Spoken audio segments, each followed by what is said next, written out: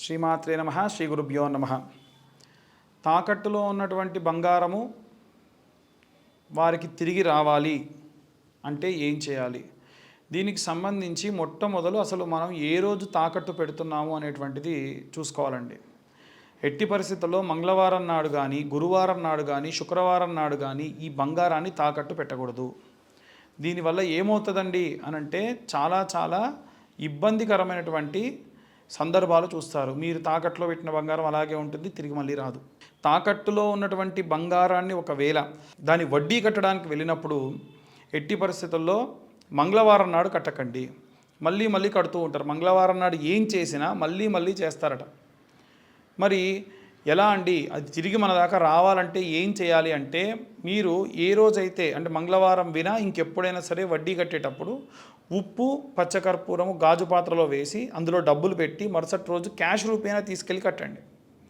దానివల్ల మీ యొక్క బంగారం కొద్దిగా తిరిగి మళ్ళీ వచ్చే అవకాశం ఉంది. Point number 1. రెండవది ఏమిటి అంటే, మీరు బంగారము అప్పు తీర్చాలి అన్నప్పుడు, అంటే బంగారానికి సంబంధించి డబ్బు జమ అయింది, అవన్నీ తీసుకెళ్ళి బ్యాంకులో కట్టి మీరు తెచ్చుకోవాలంటే మంగళవారం నాడు కట్టేయండి. దానివల్ల ఇక మళ్ళీ మీరు అప్పు చేయకుండా అప్పులు అన్నీ తీరడం ప్రారంభిస్తాయి. ఎవరికైనా అప్పు తీర్చాలన్నా సరే మంగళవారం నాడు తీర్చేయండి. జీతం ఇవ్వాలంటే మంగళవారం ఇంకా జీతం ఇస్తూనే ఉంటారు. అలా ఎవరైనా సరే అసలు బంగారం కొనేటప్పుడు కూడా ఒక చిన్న నియమం పాటించండి. మీ బిల్లు ఒక 8,000 లేదా 7,000 అయిందనుకోండి, రౌండ్ ఫిగర్ 9 కావాలి. అంటే 70,000 అయితే ఇంకా ₹2 కానీ ₹20 కానీ ఇవ్వండి. ఇచ్చి బిల్లు మీకు అంతకి ఇమ్మనండి. అప్పుడు అది 70,000 ₹20 అవుతుంది. 7 + 2 9. అంటే మళ్ళీ మీరు బంగారం కొంటారు. భూమి కొనేటప్పుడు కూడా అంతే. అప్పుడు ఏమవుతుందంటే 9 మిమ్మల్ని మళ్ళీ ఆ పని చేసేట్టుగా చేస్తుంది. ఇదేంటండి ఫూలిష్, నేను ప్రయత్నించి సక్సెస్ అయ్యా కాబట్టి చెప్తున్నా. కాబట్టి ఎట్టి పరిస్థితుల్లో శుక్రవారం కానీ, గురువారం కానీ ఇంట్లో ఉన్న ఆడపిల్లని బంగారాన్ని పంపించకూడదు. లక్ష్మీవారమైన గురువారము అలాగే శుక్రవారము ఇంటి ఆడపిల్ల లక్ష్మీదేవిని బయటికి పంపొద్దు. పంపిస్తే తిరిగి రావు. ఏమవుతాయండి పంపిస్తే అంటే, అమ్మవారు ఒక కంఫర్ట్ జోన్ ఎత్తుకొని మన దగ్గరకు వస్తుంది. అలా వెళ్ళిపోయినటువంటి అమ్మవారు మళ్ళీ తిరిగి రాదు, అలిగి వెళ్ళిపోతుంది. అమ్మవారు ఎక్కడికి వెళ్తుందండి? అలిగంటే అలకాపురికి వెళ్తుంది. అలకాపురి అంటే కుబేరుడి యొక్క రాజ్యం. అమ్మవారు ఎక్కడైతే అలిగి వెళ్ళిపోతుందో ఆ రాజ్యానికి ఆయన అధిపతి. కాబట్టి ఎట్టి పరిస్థితుల్లో ఎవరైనా సరే బంగారం తాకట్టులో ఉన్నప్పుడు లక్ష్మీ కుబేర హోమము లేదా రుణ విమోచన, లక్ష్మీనారసింహ రుణ విమోచన హోమం అని ఉంటుంది. ఆ హోమములు చేయించుకోవడము ఖచ్చితంగా మీకు తిరిగి రావడము. ఆ హోమంలో ఇంతకు మునుపు వీడియోలో మనం చెప్పుకున్నట్టుగా యంత్రం, లక్ష్మీ గణపతి యంత్రం పెట్టి ఆ యంత్రం మీద సంపాదితాద్యం వేసి అలా తీసుకెళ్ళి మీరు పెట్టడం వల్ల మీకు వెళ్ళినటువంటి ధనం మళ్ళీ తిరిగి మీ దాకా వచ్చేటువంటి అవకాశం 100% ఉంది. ఇప్పుడు నేను చెప్పేటువంటి మంత్రం చెప్పడం వల్ల కూడా మీకు ధనం తిరిగి వస్తుంది. ఆ మంత్రం ఏమిటి? ఆ మంత్రం చెప్పేటప్పుడు ఎట్టి పరిస్థితుల్లో మీరు ఉత్తరం వైపు తిరిగే చెప్పాలి. కనురెప్ప కొట్టకుండా చెప్పాలి. మీరు ఎన్నిసార్లు ప్రయత్నించినా పర్లేదు, 3 సార్లు కనురెప్ప కొట్టకుండా చదవాలి. ఒకసారి మంత్రం చెప్పేశారు, మళ్ళీ కళ్ళు మూసుకోండి, నలుపుకోండి, మళ్ళీ అలాగే చూసుకుంటూ ఆ మంత్రం చెప్పండి.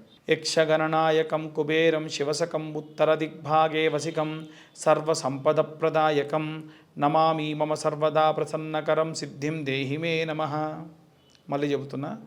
యక్షగణనాయకం కుబేరం శివసకం ఉత్తర దిగ్భాగే వసికం సర్వసంపద ప్రదాయకం నమామి మమ సర్వదా ప్రసన్నకరం సిద్ధిం దేహి మే నమమ లేదా నమః అనొచ్చు. ఇలా ఈ మంత్రాన్ని 3 సార్లు మీరు ఉత్తరం వైపు తిరిగి చేయడం వల్ల ఖచ్చితంగా మీకు మీ చేజారి వెళ్ళినటువంటి అంటే పరహస్తగత ద్రవ్య పునఃప్రాప్త్యర్థం కుబేర మంత్ర పఠనాంచ కరిష్యే కుబేర హవనాంచ కరిష్యే. లక్ష్మీ కుబేర హోమం కానీ, లక్ష్మీ కుబేర మంత్రం కానీ విపరీతమైన శక్తినిస్తుంది. కాబట్టి వీలైనంత వరకు అమ్మవారికి రోజు శ్రీమాత్రే నమః అని మీ ఇంట్లో ఉన్న ఆడవాళ్ళతోని కుంకుమార్చన చేయించండి.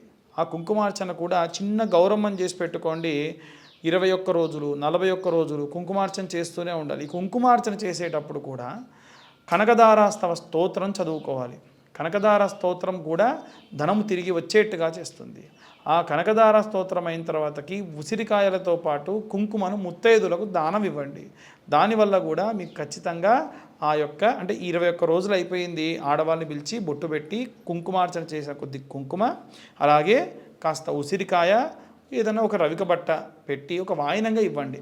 దానివల్ల మీ వారిది కానీ మీది కానీ పరహస్తగత ద్రవ్య పునఃప్రాప్త్యర్థం, వేరే వాళ్ళ చేతికి వెళ్ళిన డబ్బు తిరిగి మళ్ళీ వస్తుంది. ఇలా అందరూ కూడా ఈ యొక్క రెమెడీస్ పాటించి